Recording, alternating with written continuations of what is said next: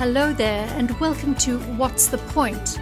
A question we should all be asking ourselves, and the podcast by brand architect Bill Ellis that will help you discover, clarify, and live your purpose.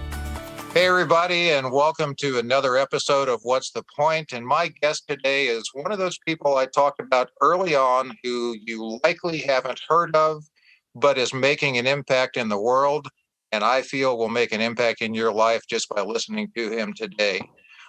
Coach Jason Fry is my guest. Hi, Jason. Howdy, everybody. Super excited to be here. Thanks for your time. So Jason is one of those people that it's hard to put a professional label on, which I personally enjoy quite a bit. So he's a coach and educator. He's a leadership strategist. He's an author. But importantly, he refers to himself as a CEO, and perhaps of his company, but in particular, for him, a CEO is constantly encouraging others. And one of the things that Jason prides himself on is striving to be a bright light wherever he goes. Tell me a little bit more about that, Jason. Yeah, thank you very much for having me, number one. But number two, let's go with being a light. There's so much negativity and so much darkness, so to speak, in this world. And, my goal, my passion is just to provide some type of light. Okay, so darkness can't exist in the presence of light. So the goal is just to be, if I can be a match, if I can be a candle, if I can be a bright light, a headlight, the sun, it doesn't matter. My goal is just to provide some type of light in the direction in which is needed. That's fabulous. And I agree with you 100% and admire your purpose. One other thing that I really like is where you are focusing a lot of your efforts, at least currently, and that's with the younger generation, if you will, high school level, college level, and working with them on helping them to understand what leadership is all about, and again, coaching them, not just in sports, but in how to live the life that they want to live. How did you get to that point? You know what? Just like anything, I think that people's lives and their passions shift. I think God gives direction. Yeah. So, for me, it used to be coaching. And so as soon as I finished college, then I went straight into coaching. And then after that, then I was doing personal training and skill development. And then after that, then I was like, you know what? That's not really my passion. Then I stayed with just coaching. And then it went to, how could I coach the coaches? So everything has really shifted for me. And then now it's just providing the leadership towards an important group, an important demographic, that 20 to 30 timeframe, that age is so important. And it's almost like we want to encourage being curious, and we want to encourage being bold, because that's the time to do it. And that's also when the most of our experiences can be created and then learned from. God, to me, God always plants things, and there's always a time to pivot and to change a little bit. So that's, coaching coaches and coaching leaders is something that's super important for me. Fantastic. And you make a really good point, and that is that our purpose will change and evolve and shift. It's not something where we just suddenly have a light go off and go, that's my purpose, and then that's it for the rest of our life. We also have multifaceted purposes, and the key to me anyway, and I hear it with you, and I know you well enough to know that when I talk about the purpose principle, I talk about needing to know what our purpose is and then having it fueled by our passion. So our purpose will shift and change and evolve, but our passion likely won't. So the fact that you have been so successful as a coach in sport. Mm-hmm. So, by example, as a high school coach, you brought your team, I think, 4 out of 6 years to the Final Four at state. Yeah. Very successful, relating quite a bit with young minds and young athletes. How did that help you get to the clarity that you have on your current day purpose? Yeah. Well, I can't take any credit for that. Those teams are amazing. Talent always helps. Having Steph Curry and Kevin Durant sure might get you an NBA title. Yeah, but sorry to interrupt you, but I would also submit to you that without a good coach being able to meld all of that talent together and play as a team, and we'll talk more about that, then the talent might be wasted. Witness the Chicago Bulls and the Lakers, and we'll leave it at that. But Yeah. I just don't want you to sell yourself short as no, a coach. no. Well, there's so much, and to go with the coaching, if I hadn't had the experience of individual coaching, then it would never help me out in coaching. So when you can learn how to relate to people and get on their level, which we'll probably talk about a little bit later, but when you can get onto their level, then that's when all that growth occurs. That's when there's no more of the walls built up. We all have residue, okay, which is basically baggage from previous experiences. So the residue is always going to be there. And the residue is positive, the residue is negative. It doesn't matter. You're always coming in with different ways of learning and different experiences that were created. So by being a skill development coach and working in that one-on-one situation, that helps so much from a team dynamic. Yeah. And I think that that's probably the reason why we were as successful as we was, because I was able to reach that maybe the head coach didn't. And that's an important task. That's an important trait that head coaches need from their assistants, or head leaders, CEOs need from their management teams. Absolutely. Well said. And so Jason and I first met, 10 or 12 years ago, I think, at a business conference here in St. Louis. And at the time, you were just transitioning from coaching in the world of sports. And you've also coached at the university level, correct? Yes. Yeah. So you were just starting one of those pivots in life that you talked about, where you realized that you had an opportunity and an interest in taking your leadership skills in the direction of business. So how did that whole pivot work? And I know that you helped form a company that is now in your past. So tell me about that pivot. Yeah. So number one, I really do think that everything's about testing. So we have our hypothesis. Hey, I think that this should work, or I think this could work. Why not test and try it out to see if that's the case? So when we did meet, which was an amazing event, by the way, I still have those relationships with you, with Bob, and with Dixie. So I am certainly very appreciative of that event. So going back to it, for me, the biggest piece of that was just to try, and I think a lot of people, they don't, because they see so many different hurdles. Well, if I try and I test, then I get an idea. Okay. Then I can receive. Like, the biggest thing for me is honesty. So if I can give honesty, that means that I can receive honesty as well. So when I'm testing things, I can try this out and ask for that feedback, and then be able to take that feedback and learn. And so that's kind of what it has always been. So when we were meeting, I was in that process of just testing. So of just trying this idea out. Well, then it got to, well, it worked, and then let's move forward. And then somebody else saw it in me that said, hey, you know what? I really like what you've done. You stayed relevant. And so how about you jump on? And so that's when I was the first one employed at Pure Sweat Basketball, which is the #1 player development company in the world. So I think it truly is just always about the test idea. Let's have an idea. Let's make that idea, and then let's try it. And if it doesn't work, great. We learn some valuable things. Yeah. And then can I take a left, or can I completely drop it off? And I think that's the point that testing does. And that's what that creativity does, hopefully. Well, that's fantastic. And encouraging people to test, meaning to try new things, that in and of itself is a challenge. Yes. Because I know, by example, myself, I am slow to try new things. I am not one of those quick adopters of many things, and I'm very cautious. And that's changed throughout my life, and I've become much more open to testing, if you will. So for you to have that insight at a much younger age than I did, and to share that with not just the athletes, but the young emerging leaders, that's a pretty powerful thing, I think. Yeah, absolutely. I'm with you on that 100%. And that's something that they just have to be encouraged to do. It's got to be, like you say, constantly encouraging. That's something that has to, like, that test model for those kids. needs to be done. And it's something that's done when kids are really, really young. That's why they ask 400 questions every day.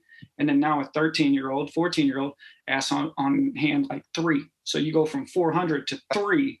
And, that's the reason why, that demographic, so to speak, is struggling right now. They're struggling to find it because all their answers are right here instead of, hey, how about I test this? Who could I ask? Mom, dad, whatever it is. So I do think that we got to get back to that. Yeah, and that's a great point. So another block to testing things for some people, and again, myself, I will self-disclose, I grew up in a household with very loving parents, but a father who didn't necessarily like failure. And so I early on had a perspective of succeeding is good, but failing is bad. Right. And what would have helped me then, what I've come to realize and what I see in you sharing with other people is it's not a failure if you learn from it and use that. And I heard a great phrase the other day. I wish I could remember who said it so I could give them credit. But they said, your failures are merely the rungs on your ladder to success. Yes. So what type of childhood did you have that started to help you see these avenues and these perspectives earlier than a lot of us? Oh man, great question. I was actually trying to connect the dots the other day just on recent events, like just on the fact of the mere chances, which go down to 0.00004 on how Gary and I could meet up and how we could start transforming ELO, Emerging Leaders Organization. But if we look back, and the same thing with my family, my dad is the master test and adopt theory. I had been around, when I accumulate, almost every single job of mine has been by somebody who was an entrepreneur, somebody who tried, who was a tester. Mm-hmm. My dad was told he did a child placing agency for the state, which he competed against the state of Texas. Everybody told him, you can't win. You cannot compete. You cannot go against the state of Texas. That will never work. 27 years later, my dad closes the business down, right? 27. So he was successful 27 of those years to do that, which is just phenomenal. And we see stories about the kids and how successful they were because they were placed in the right homes. We've seen some bad examples, some sad examples. But the crazy thing is my dad was told, hey, this isn't going to work. All right, well, let's climb up that ladder. Let's climb up that rung. Let's test it and see what happens and then go. So he built it from one family to, I don't even remember how many families we had, but there were so many kids every year. So that was kind of the foundation piece, I would say. And then every single job, my mom, she's the closest thing to Jesus, to me. And she'll even say that it's because of her worry. She'll never reach that point regardless because she worries too much, but she serves. So I always got to see an entrepreneur mindset and a leadership mindset because I had both my mom and my dad demonstrating what test and failure looks like, what servanthood, what consistent and persistent faith looks like. And then I graduate high school, or let's go back a little bit. I was surrounded by men of my church. Every morning from Monday, Wednesday, and Fridays, I surrounded by men in my church, and we played basketball. At 5 a.m. in the morning, we're out there playing for an hour and a half, and then everybody goes back to work, and then we go to school. So we did that. So I was getting so much wisdom that was just almost going in. I didn't know that I was getting it, and then it goes back into the head to be pulled back later. So I was getting all sorts of guidance. And most of those guys still guide me today. So, it was those guys. And then I graduate high school and I had no idea. I didn't know which direction I wanted to go. So I'm taking some community college classes. I'm working at a rec center. And this coach comes up to me. He invited me to be, when I graduated high school, to be in an all-star game. And so he knew that I was still staying around. So I played in the all-star game. He invited me. He did T-shirts. Okay, Coach Lieberman. So he did T-shirts as a side hustle, and at which he originally began you had the downtown Austin for the state championship events. Well, he'd be on the corner 3 blocks down selling his T-shirts because he couldn't sell them on, state event. location. So we sold the t-shirts there. He said, hey, how about you come sell t-shirts?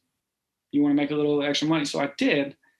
And then the crazy thing is like, I'm selling t-shirts like crazy. I'm counting this money. I'm putting stuff where it shouldn't belong. I don't know where all this money's going. I'm putting it in there. We cash out for the end of the day. I give them all the money. I go home. I take a shower, and then I reach my pants, and in my back pocket, I've got, I don't know, $700. He would have never known. I called him up. I said, Coach, I got $700 in my pocket. I'm sorry. Blah, blah, blah. He said, well, come back tomorrow, sell the t-shirts. So he came back and he said, you forever have a job with me, because of the honesty, because of the fact that I gave it to him. And then from then on, I'm learning how to be a entrepreneur. I'm learning how to sell. I'm learning how to sell t-shirts, how to speak to people. I'm learning how to develop those relationships. And so then it was just piece by piece by piece with entrepreneurs. So kind of been surrounded by the test adopt method for the longest time. Well, that's terrific. So you made a comment a few moments ago that I just want to really reiterate, and that is when you were playing ball at 5 a.m. with, or 5:30, whatever it was, dark 30. Yeah, you were picking up on things. A lot of them you didn't know you had picked up on. So by the people that you hung around with, yes. There were seeds being planted, and it's funny how we all, I think, when we become aware of some of those seeds, it's kind of, oh man, I didn't know that, or I did know that, and we go back to how we learned it, and so there's some residual effect of who we hang around with and who we listen to, and that's an important thing as well for, in particular, all of us, but in particular the younger group that you focus on. So I also want to go back because you referenced Gary. And obviously, I know that because we're mutual friends with a man named Gary Baker, who is here in St. Louis, and he is an investment advisor. His company is Undivided Wealth Management, but he's much more than that. He is very focused on trying to add to the world, and he has started something called the Relational Value Organization, which can be, just go to relationalvalueorganization.com. But also through that initiative, he has enlisted you and a few others, but I believe you're going to be the head of the Emerging Leader Organization. Talk to me about how that's taking shape and what it's going to do when it comes to fruition early in 2021. Oh man, I am super excited about this opportunity. Emerging Leaders is going to be focused for our 20 to 30 age range. Okay. And with that, so it's not just going to be college age kids, but it's what the heck do I do after college, which is going to be the struggle that most of our kids, most of those people, that demographic, it has no clue. They're going to experience stuff. And especially with COVID, especially with all sorts of different situations and scenarios that we are in right now, it's probably the most important thing. But a lot of kids, they don't know what to do, so they don't know how to treat interviews. They don't know how to ask the right questions in terms of preparation from a financial. They don't even know what their health system looks like. What does my personal health look like, feel like, move like? They don't know those situations. So what we want to do is we're going to prepare them with everything that they need, from relating to the people up the chain, down the chain, people that are within you, within your current system. We are working with businesses and universities. So basically, it's going to be an amazing gift that a university can give their graduates, so that for the next year, they're truly focused, and further on. But for that next year, we're going to give them tools to be successful earlier, and to know kind of where A goes to B, to C, to D. And a lot of places don't prepare those people. I mean, I know most organizations that, their hiring process is, okay, let's interview them 2 times and then let's go. But then they're getting taught like piece by piece. Well, we're going to get them not just the skills of their company, what their company needs them to do, but what they're going to want to do professionally, and then to help build a community as well. So we're basically focused on the entire person, them, their skill, their professional skills, their career skills, and then their community skills. There is such a void in that area, and I'm excited for you to be learning about this as we talk now, and hopefully being a part of it in some way in the future. Just to give you a real world example, I was with a friend the other day whose daughter is one semester, maybe two, away from graduating. She's as bright as the sun. She is really intellectually smart, but just like you described, she has no clue what she wants to do. She's bounced around in her mind a bunch of different ideas and concepts, and so just finding that focus is a challenge, and bringing a resource like you've talked about is really exciting, and that's really, as a friend of mine would say, that's some good stuff. So you reach into a lot of different areas, and one of the things I want to learn more about is your involvement with Ed Talks, not TED Talks, Ed Talks. Explain that, please. Yeah, awesome. Well, basically what I wanted to do was, everybody's focused on the kids, and rightfully so. The kids are hands down the most important thing. But if my teachers don't have the tools to stay inspired, to work with the kids, and to try, once again, coming back to trying new things, then how do our kids get motivated? Our kids are followers. Okay, so they're going to follow the example that are set by the educators. So if the educator doesn't bring the energy to the room, how the heck are you going to expect the kid to bring some energy? We need him to bring life. We need her to bring life. So how can they test with comfort, with passion, and with energy if the teachers aren't doing that? So my focus for the Ed Talks was to simply provide different experiences from outside their worlds. Okay, so we've got people all over Arkansas, Chicago, Iowa, St. Louis, Denver, Austin, north areas of Austin. So we have multiple states that are contributing educators, whether it's a principal, a counselor, a teacher, or a coach. We have them educating and giving situations in which they've been through, struggled, failed, and then succeeded based on that testing method. So my passion for them was, if we can improve the teachers, we'll improve the kids. Wow, that is so powerful. So just to remind everyone, my guest today is Coach Jason Fry, and you can find him at Coach J Fry. That's the initial J and FRY, CoachJFry.com. And when you go there, you're going to see that one of your areas of focus is Roundtable 5. Yep.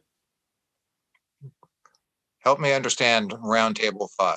Yeah, so basically we are a collection of communities, okay? What you'll learn from the relational value organization is that we are one gigantic ecosystem, all right? And so our same thing is, my focus within RT5 with Roundtable was that when you go, and the same thing with the Navy SEALs, when they do an after-action review, that means everybody at the table within that after-action review, whether they're the private or the sergeant or the lead instructor, whether it doesn't matter who it is, they all have equal voice. Okay, so if they don't give their perspectives, the next time so-and-so gets shot. And so it's at the highest emphasis that no matter what, you are discussing what you see. You are giving your perspective. So ultimately, that's what the Roundtable was we wanted to build communities, focus on one community at a time. So right now, our focus is on education and leadership communities. So if we can get those two to constantly improve and grow, then we can go into the business communities. Then we can go into communities as simple as pregnant mothers. Then we can go to church communities, and we can have the opportunity to build these up by giving different perspectives, by giving different ways to help serve those specific communities. One of the many things I love about you and all of your efforts are you're playing the long game. You're looking at things that are going to perhaps have immediate impact, but overall they're going to have much more impact down the road. And it's something that's going to build, and it's something that's going to have a ripple effect. And that is just so powerful. And so many of us can become victim to staying in just the moment, what's right in front of us today, and to think beyond that and to look down the road is truly a gift. Also, there's something that you offer, the Mountain Leadership Experience, the MLE, something I don't think I would partake, but tell me how that works. Oh man, trust me, you would have a great time. We have all different levels, and it originally started with men your age. Okay, so my high school coach, who's older than you, my high school coach, originally him and I and another guy, we ended up climbing the Grand Tetons pretty much. I think it was the year before you and I met. And so ever since then, every summer we were like, you know what, we want to do this. Let's go to different places. One year they went to Alaska. One year they went to Montana. One year, it's different things. Well, we found our love. We found our place in Buena Vista, Colorado. So Buena Vista is, it's the home of the Saywatch, the collegiate peaks. So there's multiple 14,000 foot mountains over there. And so originally it was just, hey, let's go have some fun. Let's go spend 4 days, 5 days, 6 days, 10 days, and just soak up and climb and hike and have a great time together. Well, once you experience, just go on your own and you experience, like, there's something to your soul that happens. You get to the top and it hits you. And then you just realize how important that step-by-step action was. So everything is climbing a mountain. Doesn't matter, what thing you're going through, what issues are. Everything is going up a mountain. And then when we get to the top, we enjoy it. But then we get back down, and what do we do typically after climbing a mountain? We talk to people about it. What do we do about every experience that we have and that we enjoyed? We go, I want to tell everybody about that. Yeah. Well, that's the focus, is so how can we tell other people about what the journey of life looks like, which is a mountain, and then it's just constant mountains. So it's like consistently going up different mountains every day. Then it was just the idea that, hey, I want to do this. Like, I want to come and climb mountains. Yeah. How could we benefit and help serve others doing it too? So then that's kind of how the MLE got started. And so now we take teams, individuals who want to come. So then we have small groups, but they go through a leadership program process of 4 days worth. And then we make sure that we get up a 14er. If weather says no, then, we'll end up going, whitewater rafting or something like that too. So we make sure that we provide the most amazing experience possible so that teams, individuals, companies, and retreats go, hey, we felt adversity when we went through that. Now it just gives us the confidence to be able to lean together and then move forward on any time we do hit adversity. Well, I can tell you this, I'm in. So we'll talk later and figure out when you're going next and how I can get involved, because I said I wouldn't do it, but by gosh, I'm going to. Yeah. So we'll get that connection going. Maybe the final thing I want to talk to you about, and it's over your right shoulder, a stack of these books called The Coach's Season. Yeah. And in case people can't tell, I'm really impressed with Jason. You talked earlier in our conversation today about starting with a lesson of honesty. And to me, I think having character, integrity, honesty, and some of those traits supersede the physical talent or the sport talent. And no one has shown that to be more true in my experience than Coach John Wooden. Now, I'm not sure if he's one of the coaches you ever had a chance to speak with, but tell me about the book, The Coach's Season, because it's filled with interviews and experience from professional to high school coaches. Yeah, absolutely. Well, I wish John Wooden was one of the guys that I interviewed, but the good thing is most of the guys have an experience or have been even coached or taught up by John Wooden. So, like his hand is in lots of different things in terms of how people coach. And so what we wanted to do within that was pretty much the same thing that we've been doing in all our different communities in the Ed Talks, is to provide you with multiple perspectives on how you could grow, prepare, and be ready for the in season, the off season, and the preseason. So how you address your player development, how you address your strength and conditioning, how do you address your preseason within your staff?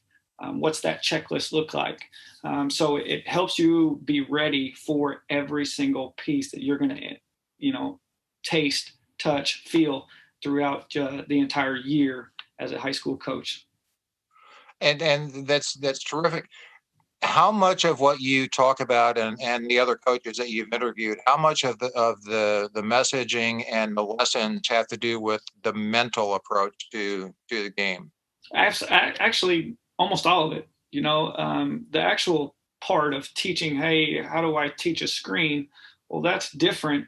If I can't relate to my kid, then it doesn't matter. So, we're looking at, a lot of the book asks the question of what are the cues that you use?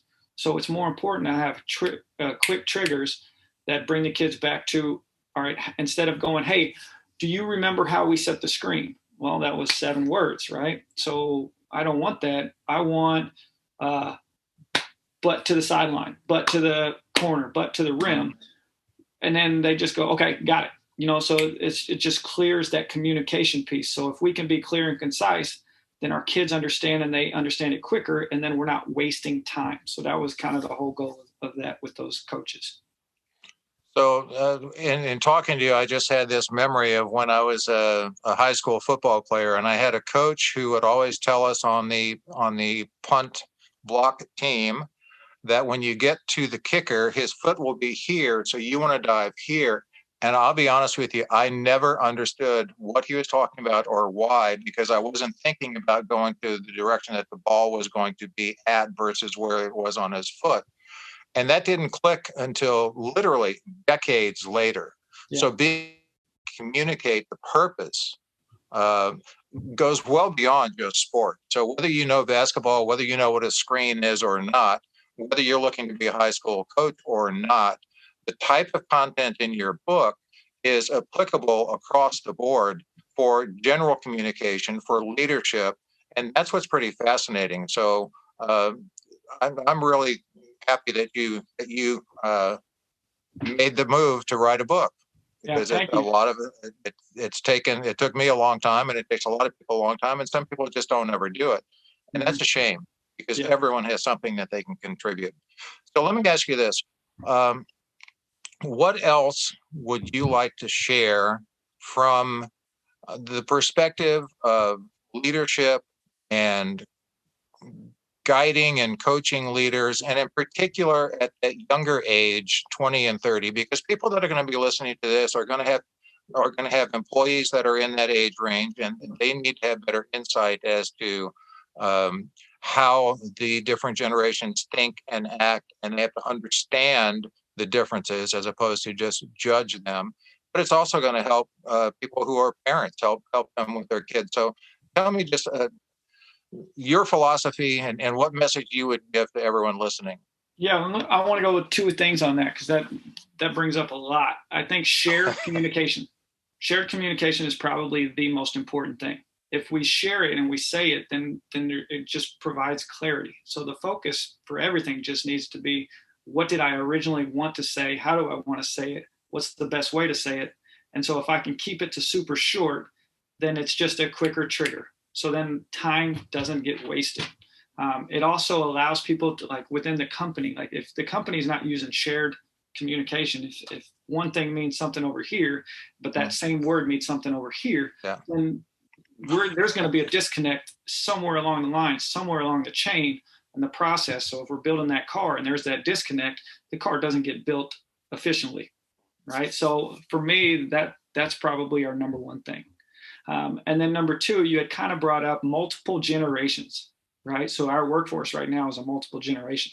There are some people in the higher generation right now compared to the younger one that are ultimately, like, we're at a point where it's almost evened out now. Like, so everybody's almost on equal playing ground. So the guy who's got 30 years of experience and the girl who has 0, we're almost still leveling out, right? So for them, for that 30 years. And excuse me for interrupting. Let me just clarify. When you say leveling out, do you mean percentage of that generation at work, or help me understand leveling out? Because leveling out. So leveling out chances of basically working, right? So we're basically evening out the playing field. So even though she doesn't have as much experience, and even though he does have that much, we're still getting almost on a level playing ground where she has just as much right to get that job as the 30-year-old vet. Okay. So Thank within you. that, once we get within that playing field, now it just becomes, for some people are fighting. So people who are in the 50s, who've been in the game, like the game's changing so fast, like rapid change. And it's really difficult for them. So what we encourage is the fact that you don't have to adopt the method, but you might have to adapt. Okay, so it's adapt and adapt. Mm-hmm. So like we don't necessarily agree with some of the music that our players are listening to, right? But if I can adapt my lifestyle or adapt some things so that I can hear or listen or just kind of get on the same page as what my kids are, I didn't have to adopt that lifestyle. I just had to adapt to it. So then I can reach them on the same playing field. Mm-hmm. So I think it's really, really important that we remember that we want to adapt to our situations. We want to adapt to our scenarios. We want to adapt to the scenery at which we're living in. And so if we can do that, then obviously the relatability and the credibility stays high. That's fantastic. So again, I love conversations like this, and you've triggered a lot of thoughts.